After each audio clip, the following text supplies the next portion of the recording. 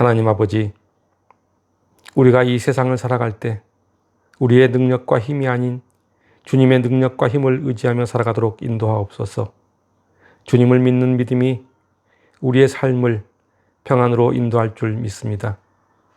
사람들과의 만남에 있어서도 주님의 마음으로 대하게 하시고 하나님께로부터 난 지혜로 살게 하옵소서. 우리의 삶을 세상의 지혜가 아닌 주님이 주신 관용과 긍휼의 지혜로 살아가게 하시고 하나님께로부터 난 주님의 속성인 성결과 화평, 관용과 양순, 긍휼과 선한 열매가 가득하고 편견과 거짓이 없는 삶을 살아가도록 우리를 보살펴 주옵소서. 그리하여 그러한 삶을 살아가는 주님의 자녀를 통하여 이 세상이 주님을 따르는 자가 많아지게 하옵소서. 당신이 주신 그 지혜로 이 땅에 평안과 화평의 열매를 맺게 하옵소서. 감사하며 예수님의 이름으로 기도드립니다. 아멘. 오늘 하나님께서 우리에게 주신 말씀은 야고보서 3장 13절부터 18절까지 말씀입니다. 제가 읽어드리도록 하겠습니다. 너희 중에 지혜와 총명이 있는 자가 누구냐? 그는 선행으로 말미암아 지혜의 온유함으로 그 행함을 보일지니라. 그러나 너희 마음속에 독한 시기와 다툼이 있으면 자랑하지 말라. 진리를 거슬러 거짓말하지 말라.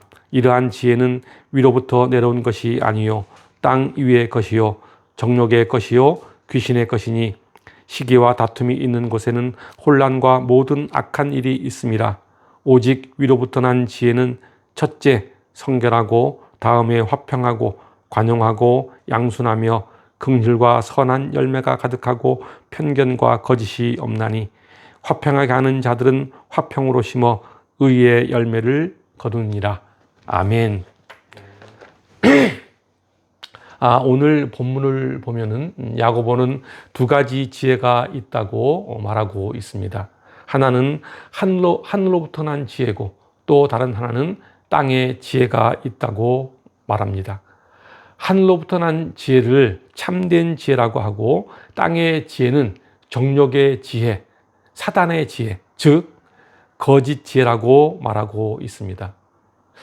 국어사전을 자세하게 들여다보면은 지혜를 이렇게 설명하고 있습니다. 사물의 이치를 빨리 깨닫고 사물을 정확하게 처리하는 정신적 능력이라고 정의하고 있습니다.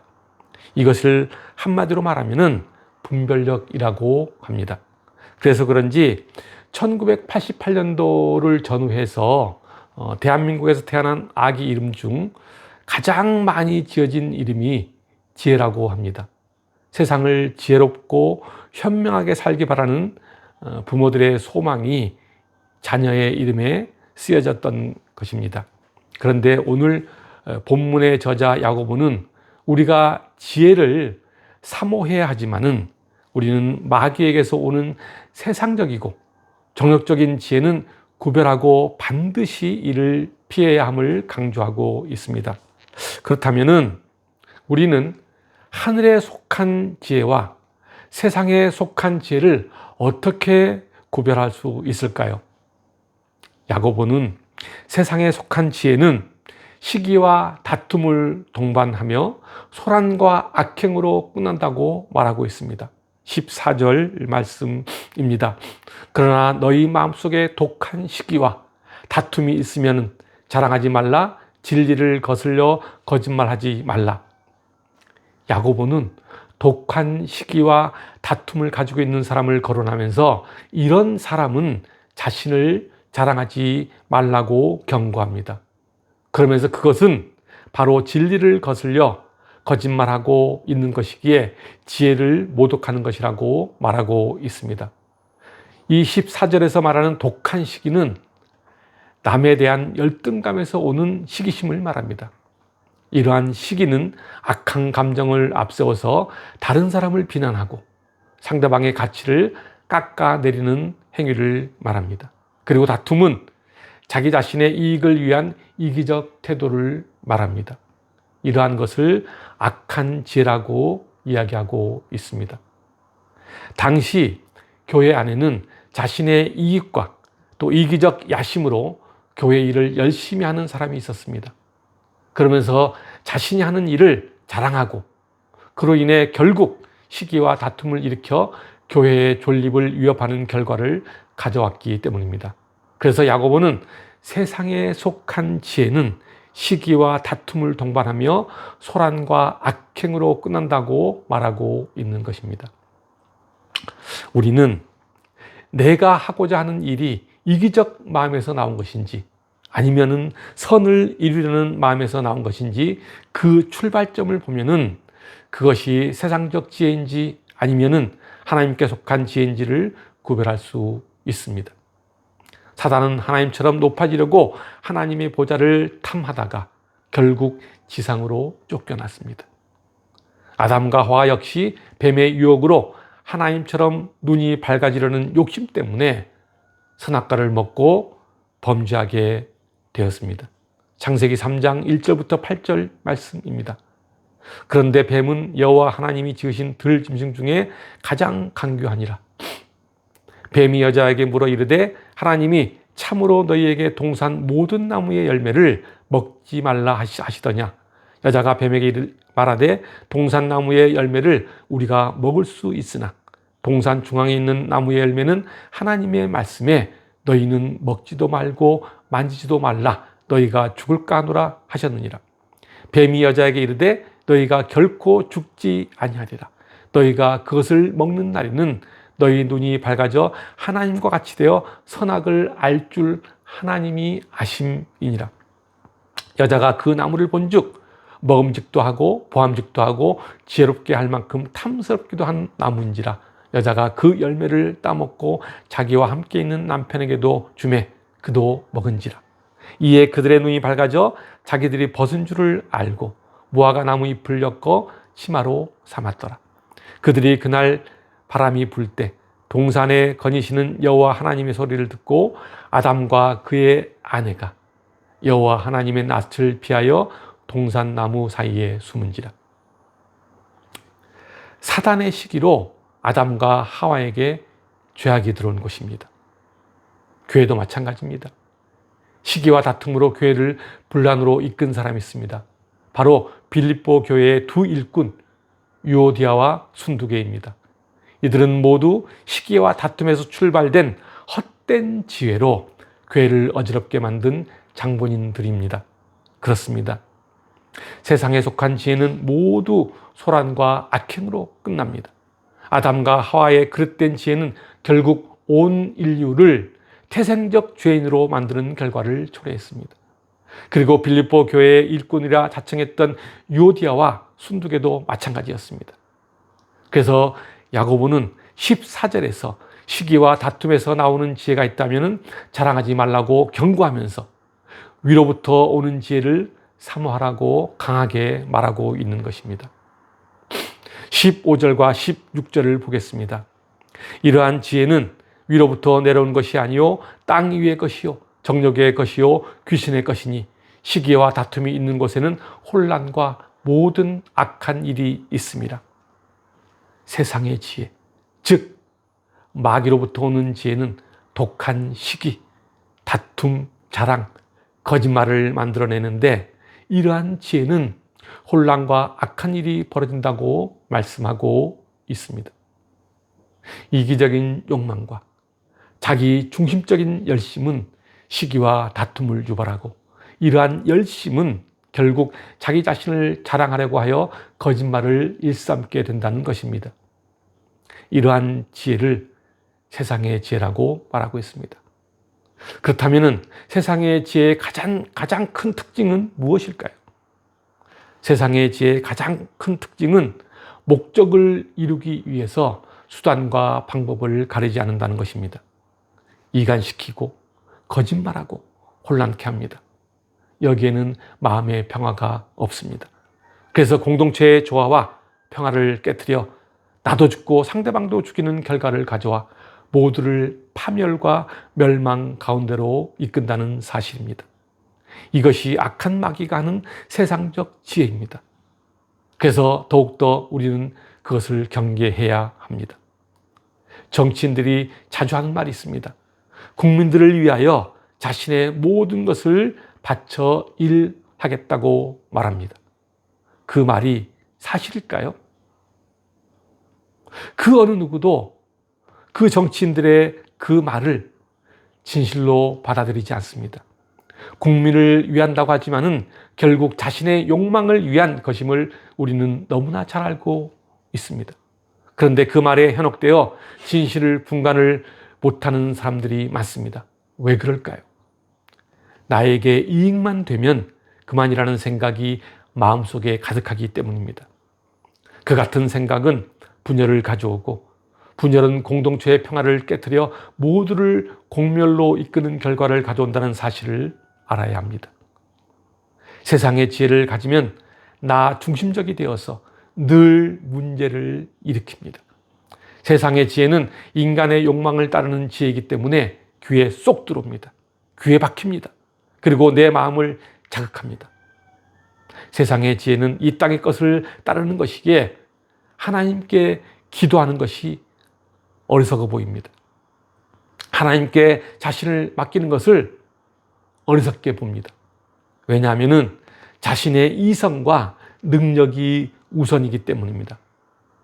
세상의 욕망을 내 안에 채우고 자신의 목표를 이루어야 하기 때문입니다. 그래서 세상의 지혜로는 하나님을 알지 못합니다. 그래서 사도 바울은 이렇게 말하고 있습니다. 고린도전서 1장 21절부터 24절 말씀입니다. 하나님의 지혜에 있어서는 이 세상이 자기 지혜로 하나님을 알지 못하므로 하나님께서 전도에 미련한 것으로 믿는 자들을 구원하시기를 기뻐하셨도다. 유대인은 표적을 구하고 헬라인은 지혜를 찾으나 우리는 십자가에 못 박힌 그리스도를 전하니 유대인에게는 거리끼는 것이요 이방인에게는 미련한 것이로되 오직 부르심을 받은 자들에게는 유대인이나 헬라인이나 그리스도는 하나님의 능력이요 하나님의 지혜라고 말씀하고 있습니다.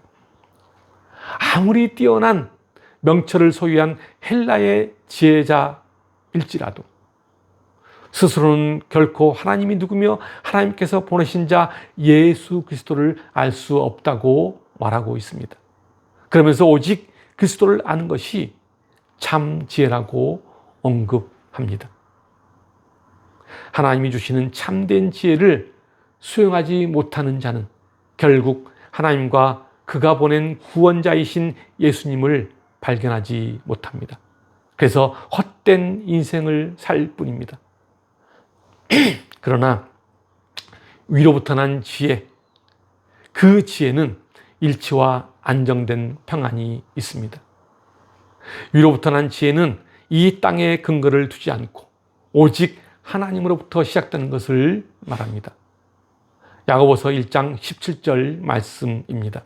온갖 좋은 은사와 온전한 선물이 다 위로부터 빛들의 아버지께로부터 내려오나니 그는 변함도 없으시고 회전하는 그림자도 없으시니라. 위로부터 난 지혜는 하나님의 지혜를 말합니다. 하나님의 지혜는 오늘 본문 17절에서 이렇게 말씀하고 있습니다. 오직 위로부터 난 지혜는 첫째 성결하고 다음에 화평하고 관용하고 양순하며 긍휼과 선한 열매가 가득하고 편견과 거짓이 없다고 말씀합니다. 야고보는 이와 같이 위로 난 지혜, 즉 하나님께로 난 지혜의 속성을 이렇게 8가지로 구체적으로 나열하고 있는 것입니다. 하나님께로 난 지혜의 속성 그 첫 번째는 성결이라고 말합니다. 성결은 순수하다 또는 순결하다라는 뜻으로서 부정하거나 더럽지 않고 두 마음을 품지 않는 것을 의미합니다. 그러니까 하늘로부터 온 지혜를 가진 사람은 순수하고 두 마음을 품지 않아서 하나님 앞에서 항상 순수하고 동일한 마음으로 하나님께 구한다는 것입니다. 그리고 하나님께로 난 지혜의 속성 두 번째는 화평입니다. 이 지혜를 가진 성도는 평화를 사랑하고 화평케 합니다. 그렇습니다. 세상의 지혜는 오직 자기 자신의 주장과 이익만을 위해 싸우려 들지만은 하나님께로 난 지혜는 자기의 생명과 희생을 무릅쓰고서라도 화평을 이루어낸다는 것입니다. 그래서 마태복음 5장 9절은 이렇게 말씀하고 있습니다. 화평하게 하는 자는 복이 있나니 그들이 하나님의 아들이라 일컬음을 받을 것이며. 그렇습니다. 하나님의 지혜를 지닌 자는 세상의 지혜인 혼돈과 대비되는 평화를 사랑합니다. 그래서 화평합니다. 그리고 하나님께로 난 지혜의 속성 세 번째는 관용입니다. 관용이라는 단어는 온순하고 공정하다는 뜻으로 독선과 오만한 마음과 달리 참을성과 이해심이 많고 관대하며 친절한 마음을 의미합니다. 그리고 네 번째, 하나님께로 난 지혜의 속성은 양순입니다. 양순이라는 말은 유순한 성품을 의미합니다. 온유한 마음을 말합니다. 거칠고 완고한 것이 아니라 하나님의 말씀에 순수히 순종하고 그 말씀을 따른다는 것입니다. 민수기 12장 3절을 보면은 모세를 이렇게 표현하고 있습니다. 이 사람 모세는 온유함이 지면의 모든 사람보다 더하더라 라고 말씀하고 있습니다. 모세가 이스라엘을 출애굽시키고 해방시킨 것이 그의 능력이 탁월해서가 아닙니다. 하나님의 뜻이라면 그 어떤 것도 순수히 받아들이는 모세의 온유한 성품 때문입니다. 그리고 다섯 번째와 여섯 번째는 하나님께로부터 난 지혜의 속성은 긍휼과 선한 열매가 가득하다는 것입니다. 사람의 지혜로 나오는 것은 냉정함과 차가움이지만 하늘의 지혜를 지닌 자는 도움이 필요한 자에게 도움을 주고 자비와 긍휼을 아끼지 않는다는 것입니다. 그러니까 땅으로부터 난 지혜인가 아니면 하늘로부터 난 지혜인가의 구별은 열매로 알 수 있다는 것입니다. 하늘로부터 난 지혜는 열린 마음, 겸손한 자세, 더 나아가서는 사람들을 배려하고 생각하면서 하나님께서 이루기 원하시는 의의 열매와 화평의 열매를 맺는 것이라고 할 수 있습니다. 우리가 다 부족하기 때문에 우리는 하늘로부터 난 지혜가 필요합니다. 일곱 번째, 하나님께로부터 난 지혜의 속성은 편견이 없는 것입니다. 사람을 외모나 재력을 보고 판단하지 않고 공정하게 대한다는 것입니다. 한국 사회의 커다란 병폐 중 하나가 바로 사람을 외모로 평가한다는 것입니다. 그 사람의 외모가 어떤지, 그가 어느 학교를 나왔는지, 그가 어느 지역 출신인지 이런 것들이 사람을 판단하는 기준으로 삼았습니다.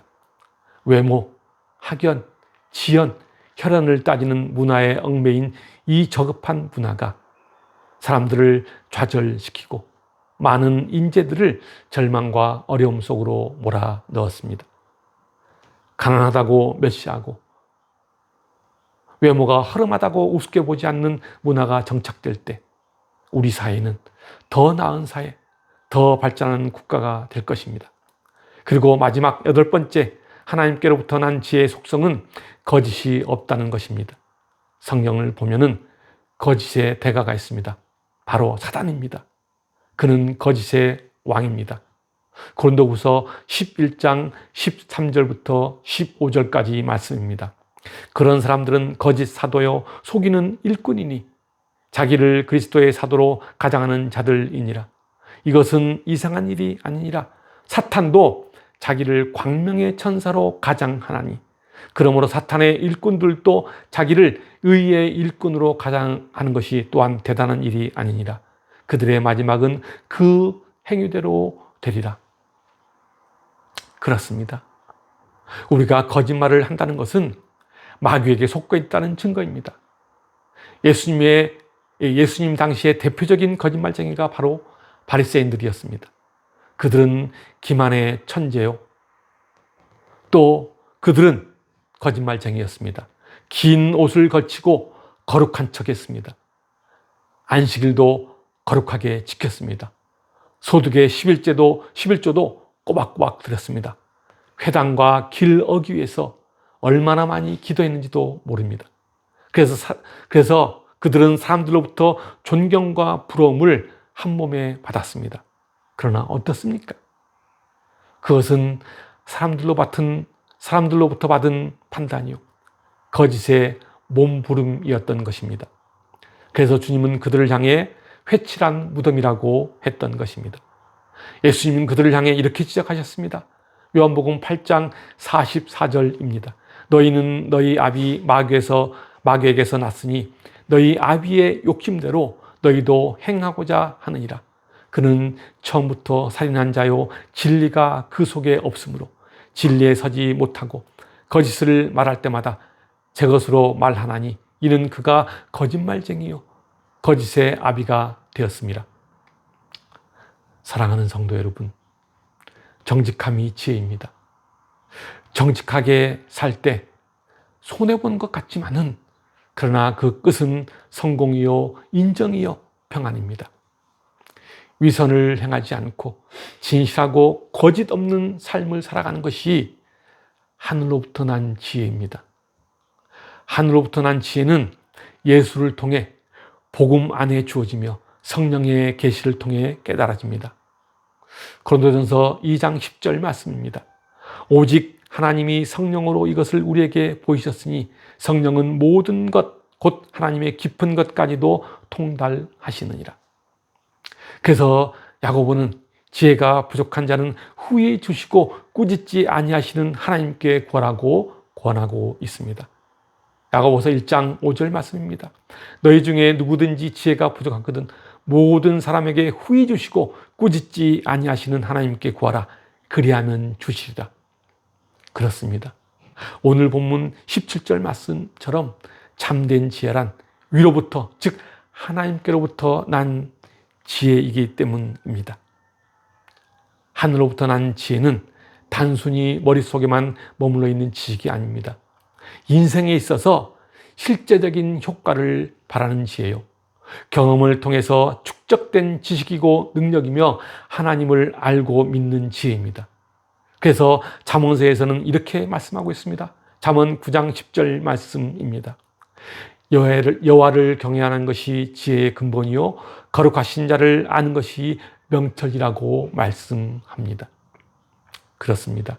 주님을 경외하는 것이 지혜요 명철입니다. 세상의 지혜로 사는 것이 현명해 보이고 때로는 결과도 확실해 보이는 것 같지만은 그것은 결과적으로 비참한 파멸에 이르는 것입니다. 주님의 신령한 지혜로 사는 것이 비록 지금 당장은 열매와 보상이 이루어지지 않을지라도 그것은 결국 구원과 영광이 함께한다는 사실입니다. 여러분 모두가 이 세상을 살아갈 때 하늘로부터 난 신령한 지혜를 따라 거룩하고 온유하며 양순하고 정직한 삶을 살아감으로써 주님이 주시는 승리와 영광을 얻는 복된 성도들이 되시길 주님의 이름으로 축원합니다. 기도하겠습니다.